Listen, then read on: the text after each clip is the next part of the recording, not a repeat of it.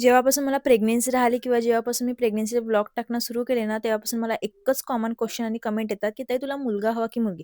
आणि माझं एकच कॉमन आन्सर आहे, की मला मुलगा हवा. आता मुलगा का हवा हे माझे वेगळं हे आहेत. आता तुम्हाला कसं काय सांगू आणि मला भरपूर जणांनी डी-एम आणि कमेंटला रिप्लाय दिली, की "तू मुला-मुलीमध्ये भेद करते किंवा तुला मुलगाच हवा, वाटलं नव्हतं तू असा विचार करशील." आणि मला घरचे पण म्हणतात, की "तू का बरं असा विचार करते किंवा का असं तू म्हटलं?"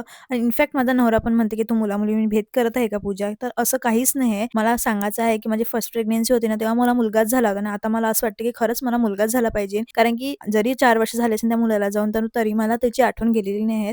असो त्यानंतर मग मी तुम्हाला आता काय सांगू, माझं रुटीन शेअर करते आणि माझी भावना मलाच माहिती आहे. असं नाही, की मी मुला-मुलीमध्ये भेद करते. असं जाऊ दे, आता ती गोष्ट मी क्लिअर करून घेतली. आता मला पुन्हा हेट कमेंट काही करू नका किंवा माझ्याबद्दल असा विचार करू नका, की हे भेद करते किंवा काही करते. असं त्यानंतर मी माझं रुटीन शेअर करते. आज फ्रीज वगैरे साफ करून घेतला कारण की 9th मंथ स्टार्ट झालाय आणखी मग काही करायला मिळणार नाही आणि बाळाचे कपडे पण धुवून टाकले कारण की आता बॅकपॅक पण करायची होती. आता भेटूया पुढल्या ब्लॉगला. जर व्हिडिओ आता लाईक करा. बाय.